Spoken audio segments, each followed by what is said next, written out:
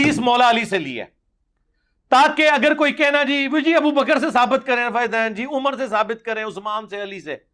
انہوں نے کہا چھڑ دو، رکو ذرا، صبر کرو، ہم علی سے ہی ثابت کر دیتے ہیں تاکہ پھر یہ سوال ہی نہ کرو کہ آخری وقت تک کرتے تھے یا نہیں کرتے تھے۔ ہاں خلفائے راشدین کرتے تھے یا نہیں کرتے تھے، اس شخص سے حدیث لے کے آئے کہ جو تینوں خلفاء کے ساتھ رہا اور رسول اللہ کے ساتھ رہا۔ ایک مغالطہ دینے کی کوشش کرتا ہے کہ امام بخاری رحمۃ اللہ علیہ جز رفع الدین میں سب سے پہلی روایت مولا علی رضی اللہ تعالیٰ عنہ سے لے کے آئے۔ امام بخاری نے علمی تھپڑ مارا ہے ان کے منہ پہ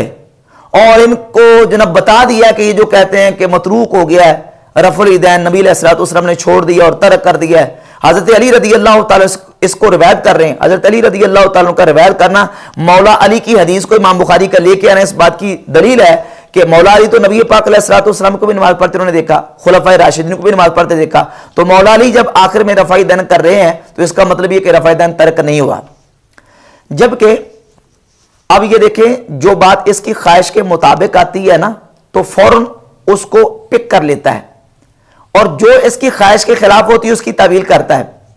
ایک روایت سنن ابی داؤد کے اندر 754 نمبر موجود ہے کہ سیدنا عبداللہ ابن زبیر رضی اللہ تعالیٰ عنہ بیان کرتے ہیں کہ نبی پاک صلی اللہ تعالیٰ علیہ وآلہ وسلم نماز میں اپنے دائیں ہاتھ کو بائیں ہاتھ پر رکھا کرتے تھے، دائیں ہاتھ کو بائیں ہاتھ پر نماز میں رکھا کرتے تھے، اور یہ سنت ہے۔ اب اس حدیث سے ہاتھ نماز میں باندھنا سنت ثابت ہو رہا ہے۔ سیدنا عبداللہ ابن زبیر رضی اللہ تعالیٰ عنہ اس کو بیان کر رہے ہیں، لیکن چونکہ اس نے یہ مسئلہ بیان کرنا تھا کہ ہاتھ چھوڑ کے نماز پڑھنا افضل ہے، تو مصنف ابن ابی شیبہ کے اندر ایک روایت موجود ہے اور وہ بھی موول اور محتمل ہے، اور وہ بھی صرف ایک فعل کا بیان ہے، قول نہیں ہے، کہ حضرت عبداللہ بن زبیر رضی اللہ تعالیٰ عنہ نماز میں ہاتھ چھوڑتے تھے۔ اس میں یہ صراحت نہیں ہے کہ وہ قیام کی حالت میں چھوڑتے تھے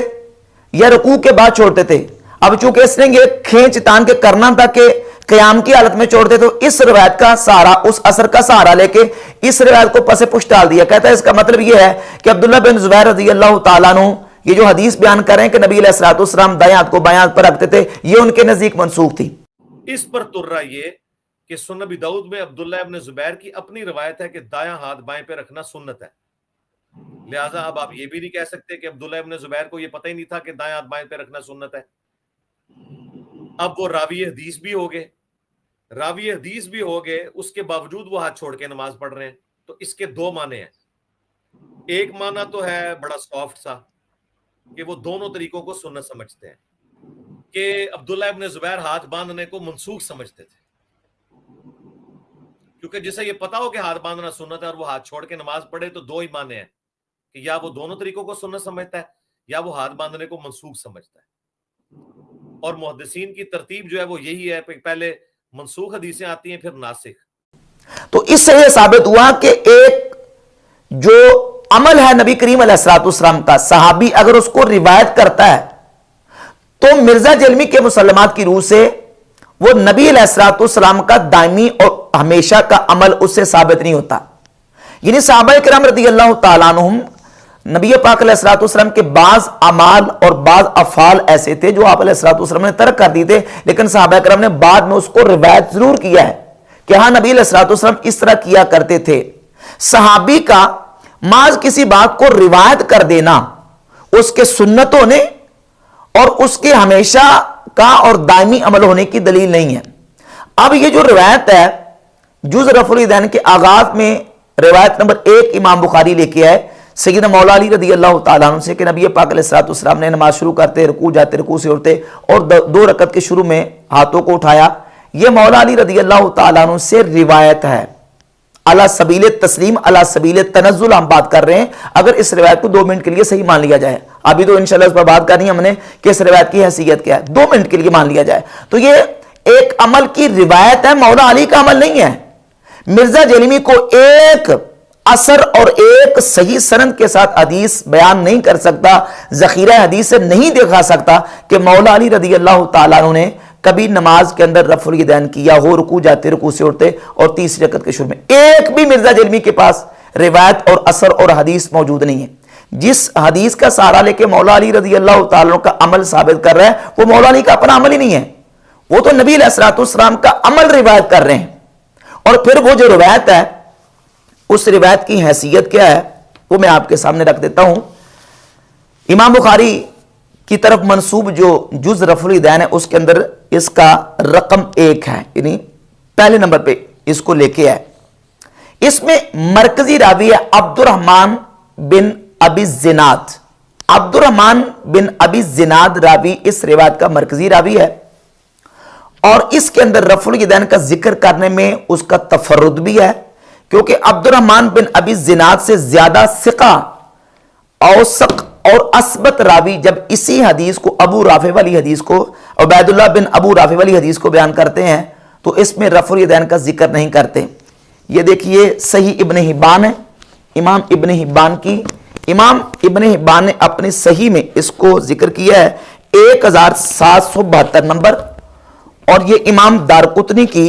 सुनन दारकुतनी है और इसमें भी इमाम दारकुतनी रहमहुल्लाह ने इस रिवायत को जिक्र किया है। इसका नंबर है 1125 नंबर। इमाम दारकुतनी भी लेके है, इमाम इब्न हिब्बान भी लेके है और सही इब्न खुज़ैमा में भी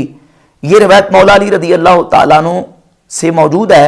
अब्दुर्रहमान बिन अबी जिनाद मूसा बिन उक़बा से रिवायत करते हैं और मूसा बिन उक़बा अब्दुल्लाह बिन फضل हाशमी से और वो अब्दुर्रहमान बिन आरिज से और वो उबैदुल्लाह बिन अबी राफे से और वो मौला अली से। जब मूसा बिन उक़बा से इब्न जुरैज इस हदीस को बयान करते हैं तो उसमें रफ़ुल यदैन का जिक्र नहीं आता, और जब अब्दुर्रहमान बिन अबी जिनाद रिवायत करता है तो उसमें रफ़ुल यदैन का जिक्र आता है। और ये अब्दुर्रहमान बिन अबी जिनाद, इसका स्टेटस क्या है, इसकी हैसियत क्या है, ये अल कामिल फी दुआफाए रिजाल इमाम इब्न अदी की किताब है, जिल्द नंबर 4 मेरे पास मतबूआ दारुल फिक्र है, सफ़ा नंबर 1585। अब्दुर्रहमान बिन अबी जिनाद काला दईफुन, इमाम याहिया बिन मईन कहते हैं कि अब्दुर्रहमान बिन अबी जिनाद दईफ है, और दूसरा कौल जिक्र किया कि अब्दुर्रहमान बिन अबी जिनाद दईफुन, कि ये ज़ईफ है। और ये इमाम इब्नुल जौज़ी की किताब किताबुल मौज़ूआत, इसमें रिवायत नंबर 1004 के तहत इमाम इब्नुल जौज़ी कहते हैं क़ालल मुसन्निफ हादा हदीसुन ला यसिहु अन रसूलिल्लाहि सल्लल्लाहु अलैहि व आलिहि वसल्लम वक़द उदखिला अला बअदिल मुतअख़्खिरीन मिन अहलिल ग़फ़लति अला अन्न अब्दुर्रहमान बिन अबी जिनाद मजरूहुन, कि ये हदीस सही नहीं है क्योंकि इसमें अब्दुर्रहमान बिन अबी जिनाद मजरूह रावी है। क़ाला अहमद, इमाम अहमद बिन हंबल ने कहा हुवा मुत्तरबुल हदीस, ये मुत्तरबुल हदीस है। वक़ाल याहिया ला युहतज्जु बिही, और इमाम याहिया बिन मईन ने कहा कि इसकी हदीस से दलील नहीं पकड़ी जा सकती। ये तज़किरतुल हुफ़ाज़ है, इमाम ज़ाबी की किताब, और जिल्द नंबर 1 है और सफ़ा नंबर 182। लिखते हैं वद्दअफ़हु अब्दुर्रहमान बिन महदी, इमाम अब्दुर्रहमान बिन महदी ने इसको अब्दुर्रहमान बिन अबी जिनाद को ज़ईफ करार दिया। वमा हद्दस बिही बिल इराक फहुव मुत्तरबुन, और जो इसने इराक में आके हदीसें बयान की हैं वो मुस्तरब हदीसें हैं। व तकल्लम फीह मालिक, और इमाम मालिक रहमहुल्लाह ने भी इसमें कलाम किया है। और ये इमाम ज़ाबी की एक और किताब है अल मुग़नी फी दुआफ़ा, इसमें अब्दुर्रहमान बिन अबी जिनाद का सफ़ा नंबर 605 पे तर्जमा जिक्र किया है। इमाम ज़ाहबी लिखते हैं कि अब्दुर्रहमान बिन अब्दुल्लाह बिन अबी जिनाद मशहूरुन वो सिक़ा व दअफ़हु निसाई, बाज़ ने तौसीक भी किया है लेकिन इमाम निसाई रहमहुल्लाह ने इसको ज़ईफ करार दिया है। आगे चलिए,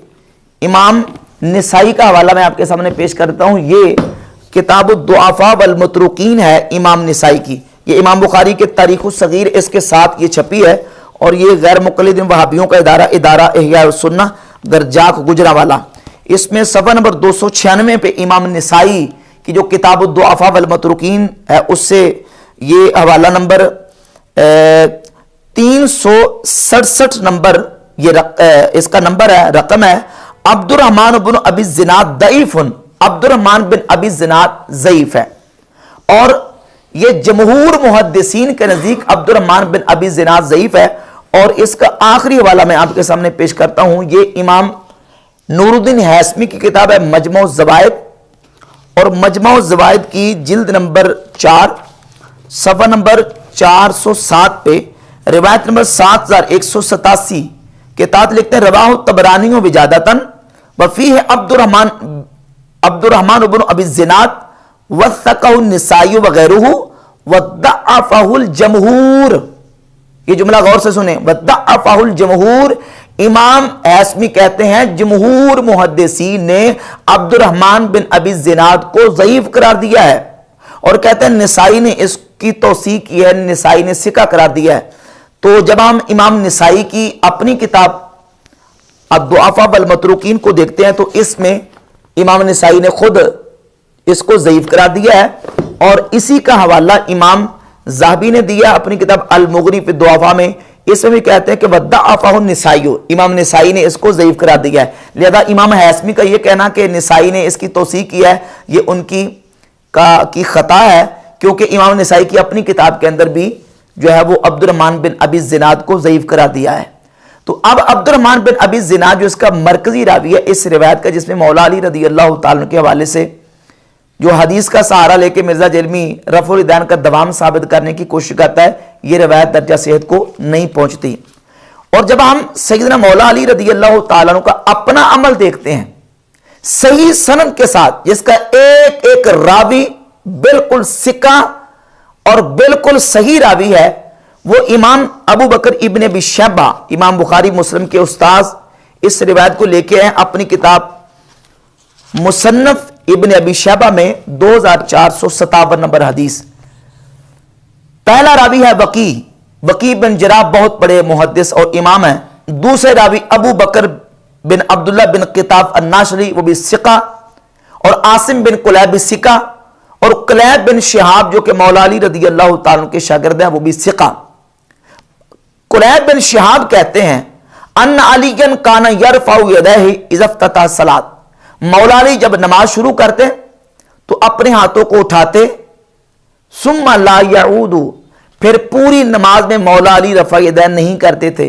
ये मौला अली रज़ी अल्लाह ताला का अपना अमल इमाम अबू बकर इब्न अबी शैबा अपनी किताब में लेकर सनद सही के साथ, इमाम वकी अबू बकर नाशरी से, अबू बकर नाशरी आसिम बिन कुलैब से, आसिम बिन कुलैब कुलैब बिन शिहाब से, और वो मौला अली से हदीस बयान करें, सारे के सारे रावी सिका रावी हैं। और फिर अगला एक करीना और आपके सामने रख दूं, अबू इसहाक ताबी कहते हैं 2461 नंबर रिवायत है कि काना असहाबु अब्दुल्लाह व असहाबु अलीयन ला यरफ़ऊन अयदियहुम इल्ला फी इफ्तिताह सलात, मौला अली के शागिर्द और सैयदना अब्दुल्ला इब्ने मसूद के जितने शागिर्द थे वो नमाज के शुरू के अलावा बाकी मकाम पे रफ़ुल यदैन नहीं करते थे। मौला अली के शागिर्द यानी जिन्होंने मौला अली से नमाज सीखी, और अब्दुल्ला बिन मसूद के शागिर्द जिन्होंने अब्दुल्ला बिन मसूद से नमाज सीखी, वो नमाज के शुरू के अलावा बाकी मकाम पे रफ़ुल यदैन नहीं करते थे। और ये जो रवायत है मौला अली रज़ी अल्लाह ताला अन्हु के हवाले से, इस पर तबसरा करते हुए इमाम जमालुद्दीन ज़ैलई रहमतुल्लाह अलैह नस्बुर रया फी तखरीज अहादीसिल हिदाया की जिल्द नंबर 1 सफ़ा नंबर 480 पे लिखते हैं, वह हुआ असरुन सहीहुन, मौला अली के नमाज के शुरू के अंदर रफ़ा यदैन करना और बाकी मकाम पर ना करने वाला ये असर बिल्कुल सही है। ये इमाम बदरुद्दीन ऐनी की किताब है उम्दतुल कारी शरह सहीह बुखारी जिल्द नंबर 5 सफ़ा नंबर 400 पे लिखते हैं, इसनाद हदीस आसिम बिन कुलैब सहीहुन अला शर्त मुस्लिम, आसिम बिन कुलैब वाली हदीस की सनद जो है वो बिल्कुल इमाम मुस्लिम की शर्त पर सही है। और ये अलामा तुर्कमानी की किताब है अल जौहर नकी जो कि सुनन कुबरा के ऊपर हाशिया, इसके अंदर इमाम तुर्कमानी ने इसकी सनद को, इसके रिजाल को सिका करार दिया। बेहमद ताला तमाम सिका रावियों से यह हदीस मुसन्नफ इब्न अबी शैबा में 2457 नंबर मौजूद है कि मौला अली नमाज के शुरू के अलावा बाकी मकाम पर रफ़ा यदैन नहीं करते थे, और मौला अली के शागिर्द भी नमाज के शुरू के अलावा बाकी मकाम पर रफ़ा यदैन नहीं करते थे। जो मिर्जा जलमी ने जुज़ रफ़ुल यदैन के शुरू से पहले नंबर पर जो रवायत जो ना जुज़ रफ़ुल यदैन के अंदर मौजूद है वो लेके आया, तो वो रिवायत जो पेश की है वो रिवायत सही नहीं है, क्योंकि उसके अंदर अब्दुर्रहमान बिन अबी ज़िनाद जमहूर मुहद्दिसीन के नज़दीक रावी जो है वो ज़ईफ़ है।